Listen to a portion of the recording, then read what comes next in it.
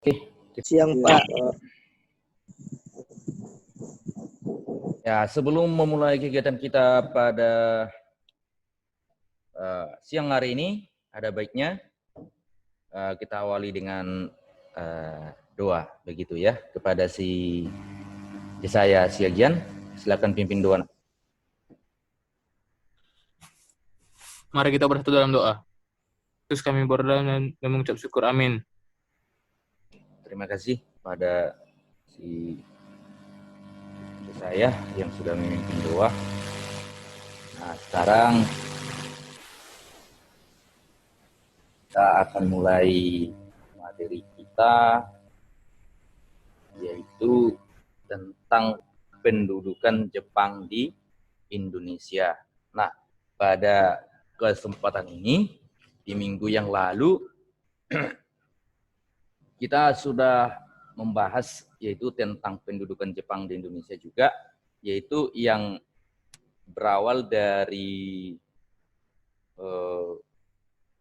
modernisasi dan imperialisme Jepang di pada masa dulu. Nah, pada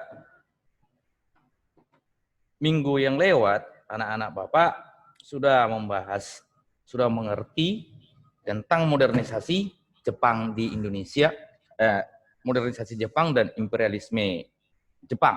Nah, barangkali Bapak mau nanya, sekedar mengingatkan materi yang minggu lalu, ya, yaitu tentang modernisasi dan imperialisme Jepang. Nah, kira-kira anak-anak Bapak ada atau si Monica Caroline, restorasi Meiji itu apa? Ayo. Program yang bertujuan untuk mengejar ketertinggalan negara Jepang, Pak. Iya. Jadi bisa diartikan kalau modernisasi Jepang atau restorasi Jepang itu adalah yaitu kembalinya pemerintahan dari shogun kepada Tenno. Pada pertemuan kali ini kita membahas tentang kedatangan Jepang di Indonesia, ya, atau pendudukan Jepang di Indonesia. Nah, barangkali anak-anak Bapak sering menonton film di televisi, yaitu Pearl Harbor. Sering ya, sering kita tonton itu.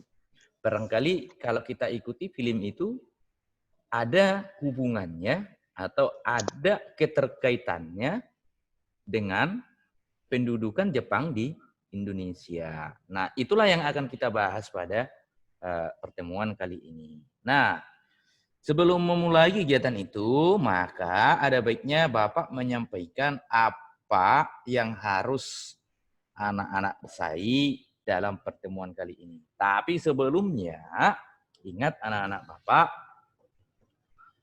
tujuan pembelajarannya adalah yaitu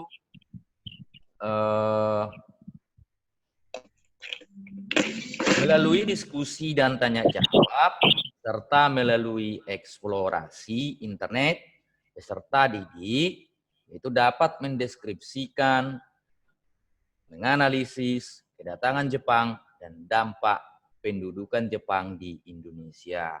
Sebelum melakukan kegiatan itu, ya, maka ada baiknya Bapak menentukan kelompoknya dulu. Kelompok 1 siapa? Hana, Pak. Tabita Yolanda.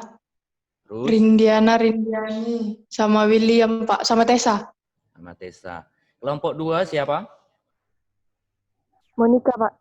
Ya, siapa anggotanya Monica? Gracie Laban, Jesaya, Jonathan, Aldo, Nathaniel, Pak. Kelompok 3? Samuel Pak. Anggotanya siapa aja, Nak? Tabita Novi, Yurika, Feli, Felicia, Gracela, dan Yunus Pak. Ya, bagus. Kelompok 4? Yosia Pak.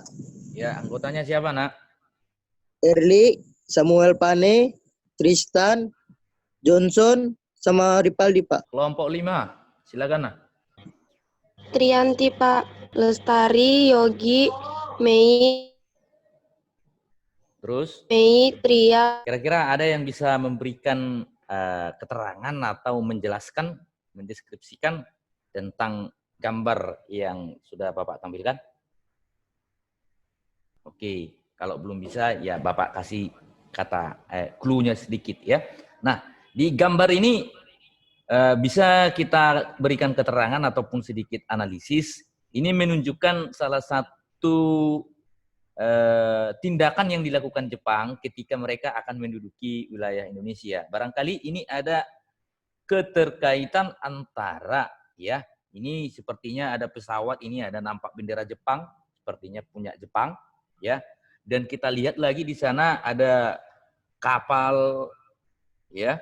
Nah, jadi dalam kegiatan ini nanti ya, anak-anak Bapak ya silahkanlah berdiskusi ya, berdiskusi lewat WA group yang telah dibentuk ya, yaitu terkait dengan materi yang ada di sini ya, materi yang sudah ada di media pembelajaran ini. Perhatikan ya. Ini dia.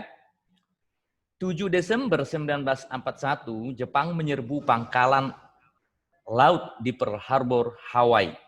Jadi gambar yang ada di belakang ini, anak-anak Bapak dalam kegiatan kelompok nanti silakanlah berdiskusi, membuat sebuah deskripsi ya, yaitu terkait dengan latar belakang pendudukan Jepang di Indonesia. Ya. Kemudian yang kedua yaitu mengenai tujuan Jepang datang ke Indonesia. Mau ngapain mereka datang ke Indonesia? Coba perhatikan itu gambar itu, ya. Ada dibilang di sana Banjai, Banjai. Kan begitu kan? Ya. Berarti selamat datang. Perhatikan waktu kita kan 40 menit, tidak lebih dari 15 menit. Silahkan berdiskusi dengan anggota kelompok di WA group. Silakan kembali bergabung dengan link Zoom yang terbaru yang akan Bapak share nanti, yaitu melalui WA group kita. Nah, setelah bergabung, disitulah nanti anak-anak Bapak yaitu menyampaikan hasil kegiatan diskusinya dan menanggapi hasil dari pekerjaan kelompok lain. Artinya melalui gambar yang ada, kalian buatlah sebuah laporan atau resume. Saya. Iya, Pak. Silakan bacakan apa yang sudah diskusi yang sudah dilakukan. Ya. Latar belakang pendudukan Jepang di Indonesia. Ya. Jepang di Indonesia, markas besar kemaharajan Jepang membentuk Tentara Umum Selatan yang meliputi Tentara ke-14 pimpin Letjen Honma Masaharu dengan wilayah operasi di Filipina, Tentara ke-15 pimpin Letjen Lida Sojiro dengan wilayah operasi Thailand dan Burma, Tentara ke-16 dipimpin Letjen Imamura Hitoshi dengan wilayah operasi di Indonesia, Hindia Belanda atau Hindia Belanda, Tentara ke-25 dipimpin Letjen Yamashita Tomoyuki dengan wilayah operasi di Malaya atau Malaysia. Selain itu terdapat beberapa divisi dalam struktur pasukan tersebut, yaitu membantu Jepang dalam berperang melawan sekutu dengan dalih sebagai persiapan kemerdekaan. Dampak positifnya, rakyat Indonesia mempunyai kemampuan dan keterampilan dalam bidang militer. Hal tersebut kemudian digunakan untuk melakukan perlawanan terhadap Jepang. Erlik Ginting. Dampak positif dan negatif dalam bidang pendidikan. Dampak negatifnya yaitu terjadinya berbagai macam bentuk pelarangan dari berbagai buku yang menggunakan bahasa Belanda dan Inggris.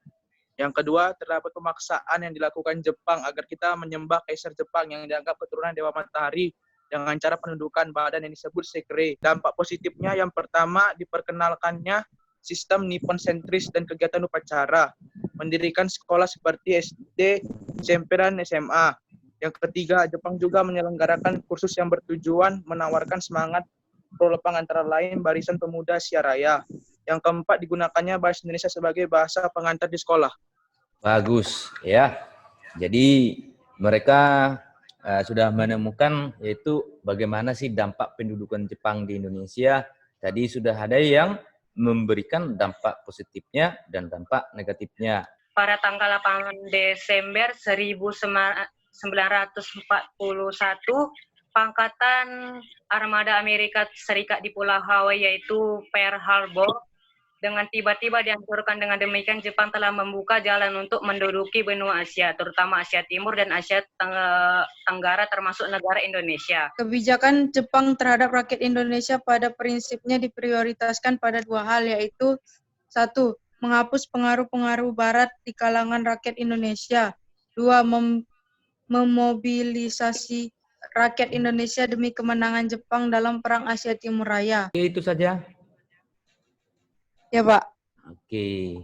Sudah semua membacakan hasil diskusinya. Oke, terima kasih, sudah bagus. Latar belakang pendudukan Jepang di Indonesia, kalau kita lihat dari gambar, ternyata ada keterkaitan penyerangan pangkalan armada laut, ya, angkatan laut dari Amerika Serikat, yaitu yang ada di Pearl Harbor, itu terhadap kedatangan Jepang di Indonesia. Lihat gambar ini, ya, Jepang kenapa sampai datang ke Indonesia, ya? Karena terlibat dalam sebuah perang. Itulah Perang Asia Timur Raya. Kalau kau perhatikan di gambar yang sebelah kiri, itu adalah prajurit ataupun pasukan Jepang yang telah ada di Indonesia. Kemudian yang kedua, di gambar sebelah kanan itu ya memberikan sepertinya bangsa Indonesia menyambut baik kedatangan dari Jepang itu sendiri. Sebelum kita mengakhirinya, ya, nanti di kegiatan evaluasi di GCR yang sudah di-share, silakan anak Bapak kerjakan, langsung dikirim. Kesimpulannya, ya, pendudukan Jepang ataupun kedatangan Jepang ke Indonesia, ya kita simpulkan sama-sama. Anak-anak Bapak mungkin sudah bisa satu persatu menyimpulkan barangkali sebelum kita tutup. Kira-kira, ya, jadi intinya, ya, kedatangan Jepang ke Indonesia tadi berawal dari keterlibatan Jepang dalam Perang Asia Pasifik atau Perang Asia Timur Raya, begitu dia. Kemudian dampak pendudukan Jepang di Indonesia itu bisa kita lihat dari dua sisi, yaitu satu ada dampak positifnya, yang satu lagi ada dampak negatifnya. Begitu dia, ya. Nah, dampak positifnya tadi yaitu sepertinya, ya, terima kasih atas pembelajaran kita pada hari ini. Semoga kita tetap dalam lindungan Tuhan. Mari kita bersatu dalam doa. Terima kasih Bapak atas berkat pada siang hari ini Bapak. Kami telah selesai belajar sejarah Bapak. Berkati pelajaran kami ini dari awal hingga akhir. Semoga pelajaran ini bermanfaat bagi kami untuk masa depan kami. Dan berkati guru yang mengajar kami, semoga sehat selalu. Hanya inilah doa anakmu dalam nama Tuhan Yesus. Haleluya, puji Tuhan, amin. Amin, terima kasih telah memimpin doa. Oke, sampai di sini pertemuan kita. Sampai jumpa lagi di minggu depan.